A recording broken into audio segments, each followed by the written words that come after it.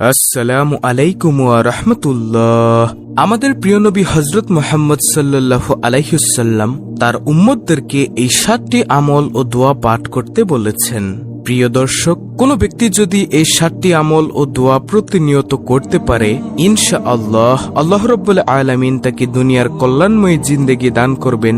দুনিয়াতে সে বিপদ আপদের সম্মুখীন হবে না ইনশাআল্লাহ। ধন সম্পদের প্রয়োজন পড়লে আল্লাহ রাব্বুল আলামিন কোনো না কোনো উসিলায় সাথে সাথেই তাকে তার ব্যবস্থা করে দিবেন ইনশাআল্লাহ। এছাড়াও যদি ঋণে জর্জরিত থাকে, মনের আশা পূর্ণ না হয়, এই আমল করলে ইনশাআল্লাহ আল্লাহ তাআলা সেগুলো মিটিয়ে দিবেন। তাই প্রিয় দর্শক, আমি মনে করি প্রতিটি মুমিন মুসলমানের জন্য আজকের ভিডিওটি খুবই গুরুত্বপূর্ণ। তাহলে চলুন সম্পূর্ণ আমল ও দোয়ার আলোচনাটি শুরু করা যাক। প্রিয় দর্শক, আজকের ভিডিওর 7টি আমলের মধ্য থেকে সর্বপ্রথম নম্বর আমলটি হল, নবীজি সাল্লাল্লাহু আলাইহি ওয়াসাল্লামের কাছে এক সাহাবী এসে বলল, ইয়া রাসূলুল্লাহ সাল্লাল্লাহু আলাইহি ওয়াসাল্লাম, আমি অনেক দরিদ্র, আমার ঘর থেকে দরিদ্রতা দূর হচ্ছে না, আমি ঋণে জর্জরিত হয়ে পড়েছি। তখন নবীজি সাল্লাল্লাহু আলাইহি ওয়াসাল্লাম বলেন, এখন তুমি কি চাও? তখন ওই ব্যক্তি বলল, আমি চাই আমাকে এমন একটি আমল শিক্ষা দিন যে আমল করলে আমার ঘর থেকে ঋণ দূর হয়ে যাবে, আমার দরিদ্রতা মিটে যাবে। রাহমাতুল্লিল আলামিন নবী মুহাম্মদ সাল্লাল্লাহু আলাইহি ওয়াসাল্লাম বলেন, শোনো, তুমি যখন ঘরে প্রবেশ করবে, সালাম দিয়ে ঘরে প্রবেশ করবে ও সূরাতুল ইখলাস পাঠ করে ঘরে প্রবেশ করবে। দেখবে এই আমলের বরকতে আল্লাহ রাব্বুল আলামিন তোমাকে অনেক রিজিক দান করবেন এবং তোমার সব ঋণ আল্লাহ তাআলা দূর করে দিবেন। ওই ব্যক্তি কিছুদিন পর্যন্ত আমলটি করল। কিছুদিন পর্যন্ত আমলটি করার ফলে দেখা গেল যে তার আর কোনো ঋণ অবশিষ্ট রইল না এবং সে অনেক ধনী হয়ে গেল। সুবহানাল্লাহ। প্রিয় দর্শক, যারা ঋণে জর্জরিত ও টাকা পয়সার অনেক অভাব, তারা এই আমলটি করতে পারেন। যেহেতু এটি একটি প্রসিদ্ধ আমল, সেই আমলটি করবেন। যখনই ঘরে প্রবেশ করবেন, সালাম দিয়ে ঘরে প্রবেশ করবেন ও সূরাতুল ইখলাস পাঠ করে ঘরে প্রবেশ করবেন। দেখবেন আল্লাহ রাব্বুল আলামিন আপনার ঘর থেকে দরিদ্রতা দূর করে দিবে ইনশাআল্লাহ। যে ব্যক্তি ঋণে জর্জরিত সে ব্যক্তি বুঝে যে ঋণের কত জ্বালা।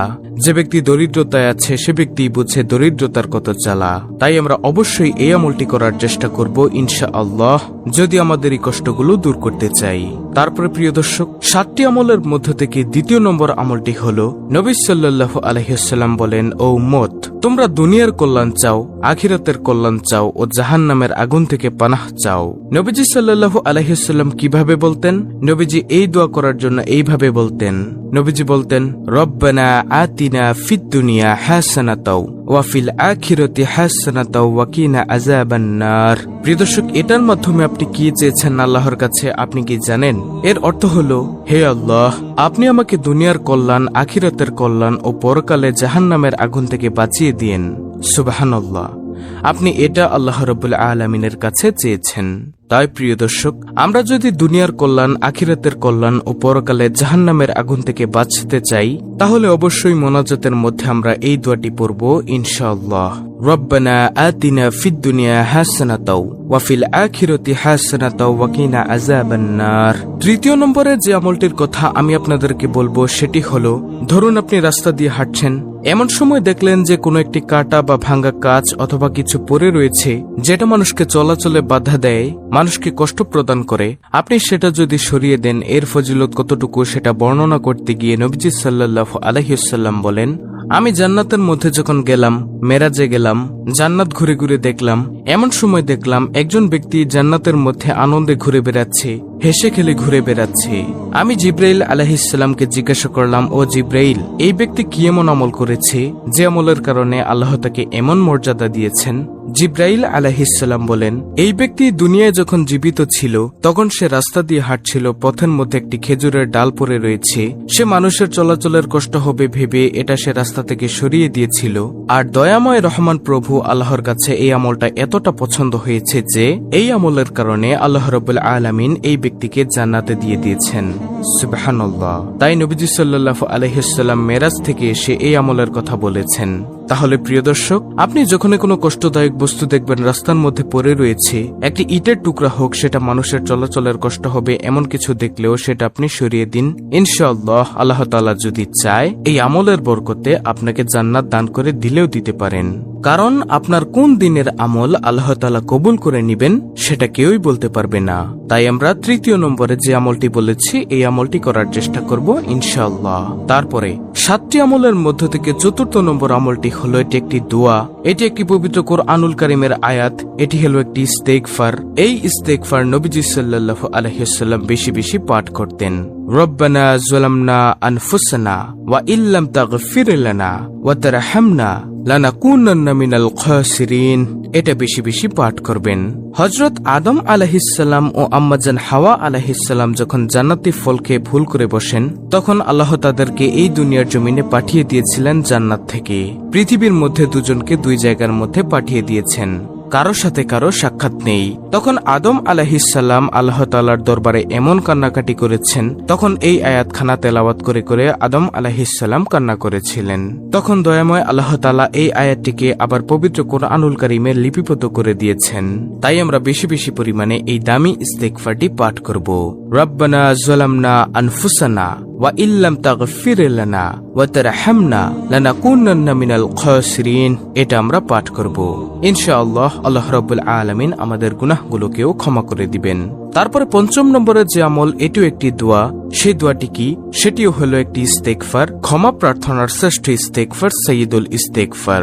যেই সাইয়্যিদুল ইস্তেগফার সম্পর্কে নবী মুহাম্মদ সাল্লাল্লাহু আলাইহি ওয়াসাল্লাম বলেন, কোন ব্যক্তি যদি সকালবেলা একবার সাইয়্যিদুল ইস্তেগফার পাঠ করে, সে যদি সন্ধ্যা হওয়ার আগেই মারা যায় তবে সে জান্নাতি হবে। আবার কোন ব্যক্তি যদি সন্ধ্যাবেলা সাইয়্যিদুল ইস্তেগফার পাঠ করে, সে যদি সকাল হওয়ার আগেই মারা যায় তবে সেও জান্নাতি হয়। সুবহানাল্লাহ।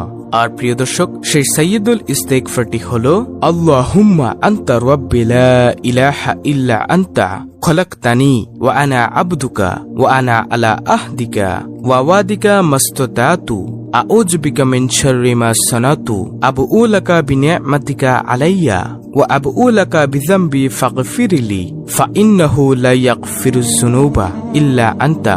এটি হলো সেই সাইয়্যিদুল ইস্তেগফার। এটিও আমরা পাঠ করব ইনশাআল্লাহ। তারপরে 7টি আমলের মধ্য থেকে 6ষ্ঠ নম্বর আমলটি হলো, নবী সাল্লাল্লাহু আলাইহি ওয়াসাল্লাম বলেন, তোমরা একে অপরকে সাহায্য করো। কেউ যদি কারো প্রয়োজন মিটিয়ে দেয়, আল্লাহ তাআলাও তার প্রয়োজন মিটিয়ে দেয়। কোন মানুষ একটি মহা বিপদে পড়েছে, আপনি সেই বিপদ থেকে তাকে কিছু সাহায্য করলেন, অর্থাৎ আপনি তাকে অর্থ দিয়ে হোক বা কায়িক শ্রম দিয়ে হোক একটু সাহায্য করলেন। কোন একটি মুসলিম ভাইকে বা কোন একটি মানুষকে সাহায্য করলেন। এই সাহায্য করার কারণে আল্লাহ রাব্বুল আলামিনও আপনাকে, আপনি বিপদে পড়লে গায়েবী ভাবে কোনো না কোনো ভাবে সাহায্য করবেন ইনশাআল্লাহ। আপনি দুনিয়াতে হোক বা পরকালে হোক, এটার প্রতিদান আল্লাহ তাআলা আপনাকে দিয়ে দিবেন। তাই প্রিয় দর্শক, আমরা একে অপরকে অপরের বিপদে খুশি হব না, তার প্রতি দুঃখী হব এবং তাকে সাহায্য করার জন্য সর্বাত্মক চেষ্টা করব ইনশাআল্লাহ।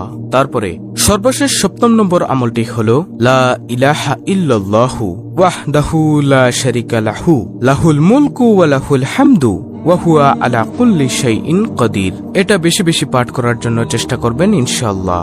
এটা পাঠ করলে আল্লাহ রাব্বুল আলামিন আপনাকে অনেক বেশি ভালোবাসবেন। আল্লাহর পক্ষ থেকে অনবরত রহমত শুধু আপনার অন্তরের মধ্যে আসতেই থাকবে ইনশাআল্লাহ। দর্শক, ভিডিওতে যে 7টি আমল আমি আপনাদেরকে বলে দিয়েছি, সেগুলো প্রতিনিয়ত আমল করার চেষ্টা করবেন। দুনিয়াতে আপনি এর ফল পান না পান, পরকালে ইনশাআল্লাহ অবশ্যই পাবেন, শুধু আপনার বিশ্বাসের উপর নির্ভর করে।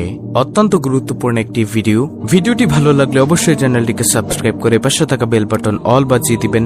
ভিডিওটিতে একটি লাইক দিবেন এবং কমেন্টে আমিন লিখবেন এবং অন্য মুসলিম ভাই বোনদের কাছে ভিডিওটি শেয়ার করে দিবেন, যেন তারাও দেখে শিখে আজকের ভিডিওতে বলা এই আমলগুলো করতে পারে। আল্লাহ রাব্বুল আলামিন আমাদের সকলকে নবীজি সাল্লাল্লাহু আলাইহি ওয়াসাল্লামের সুন্নতের অনুসরণ করার তৌফিক দান করুন। আমিন।